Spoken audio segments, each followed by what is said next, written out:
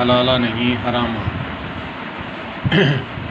دونوں مسلک افراد تفرید میں ہیں۔ 10 طلاقیں وقفاً دے کر پھر بھی رجوع، اور 3 طلاقیں دے دی ہیں تو پھر بھی رجوع، یہ اہل حدیث کرتے ہیں۔ اور وہاں حلالہ ہے جو اللہ کے نبی صلی اللہ علیہ وآلہ وسلم نے اس کو حرامہ کہا ہے، اس پر لعنت کی ہے،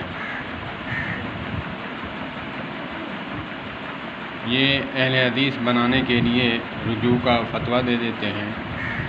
وقفاً 10 طلاقیں دی ہیں، پھر رجوع، اور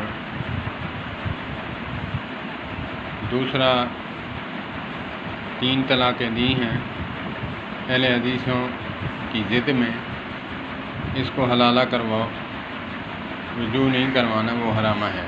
دونوں افراد تفرید میں ہیں۔ جو بڑے علماء اہل حدیث ہیں وہ نوعیت پوچھتے ہیں، دونوں فریقین موجود ہوں، لڑکے والے بھی لڑکی والے بھی، ان سے پوچھیں کبھی پہلے کوئی ایسی ناچاکی ان بن ہوئی، پہلے کبھی اس نے طلاق دی ہے یا نہیں دی۔ یہ بڑے علماء کی بات کر رہا ہوں جو تدریس پڑھا رہے ہیں اور فتاوے بھی دے رہے ہیں، مفتیان کرام، جن کو عدالت بھی چیلنج نہیں کر سکتی ان کے فتوے پر۔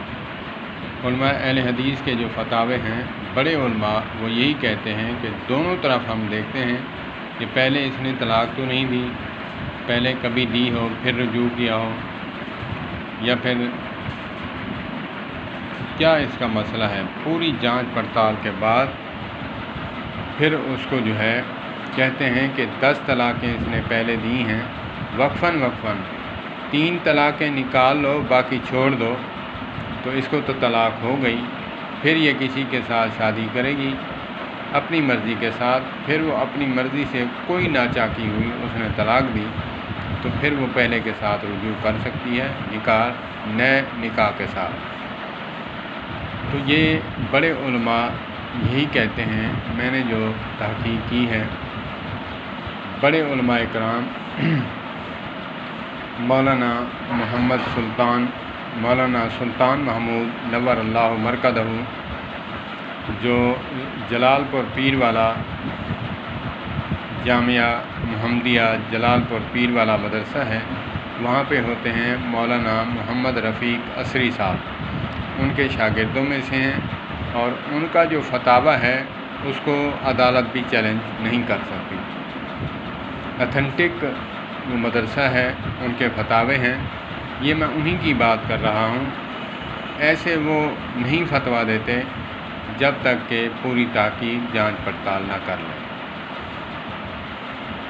اور اسی طرح علماء دیوبند بھی بڑے علماء جو ہیں وہ بھی کہتے ہیں کہ حلالہ جو ہے یہ حرامہ ہے، حلالہ نہیں ہے۔ قرآن میں جو حلالہ ہے وہ یہ ہے حتیٰ تنکح زوجہ، وہ اس کی تشریح بیان فرماتے ہیں کہ اس نے طلاق دی، اس کی عدت گزارے، ایام گزار کر پھر دوسرے سے شادی کریں۔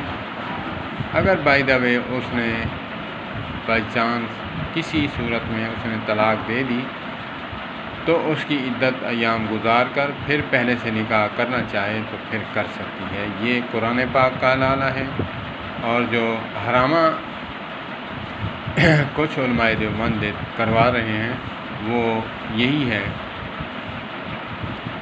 کہ مشروط حلالہ جو ہے وہ حرام ہے۔ 1 رات کا نکاح، اس کی نہ حق مہر، نہ اس کا جو ہے جو شریعت نے کہا ہے کہ 3 طہور کے بعد وہ دوسرے کے ساتھ نکاح کرے، تاکہ پہلے کا حمل جو ہے وہ واضح ہو جائے۔ اگرچہ اس کو حمل ہوا تو پھر کس کا نام کہلائے گی، پہلے کا ہے بچہ یا دوسرے کا ہے۔ تو یہ شریعت کا آسان مسئلہ ہے، ہم نے ٹیڑھا بنا دیا ہے۔ جس نے 3 طلاقیں دی ہیں، مہور مرے اور خصمن اٹھائے، اس کو یہی سزا ہے کہ اس کو طلاق ہو چکی ہے۔ علماء دیوبند فرماتے ہیں کہ اس کی غیرت کو جھنجھوڑا جاتا ہے، اس لیے اس کو حلالہ کروایا جاتا ہے، اس کی بیوی کو پہلی رات کسی کے ساتھ سلا کر صبح وہ طلاق دے، اس کے ساتھ آئے، آئندہ یہ نہ کریں۔ بھائی بات یہ ہے کہ جب ہے حرامہ، لعن اللہ المحلل والمحلل لہ، جب اللہ نے لعنت کی ہے حلال کام سے، آپ اس کو کیسے غیرت دلا سکتے ہیں؟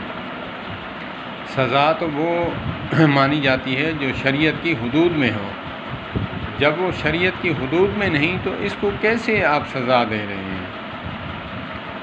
اللہ پاک ہمیں سمجھ عطا فرمائے۔ مسائل اگر تحقیق کرنی ہے تو دین کی جستجو کرنی ہے، مسائل پر عبور کرنا ہے، علماء سے اٹیچ رہیں۔ اللہ پاک ہمیں سمجھ عطا فرمائے، افراط تفریط سے بچیں۔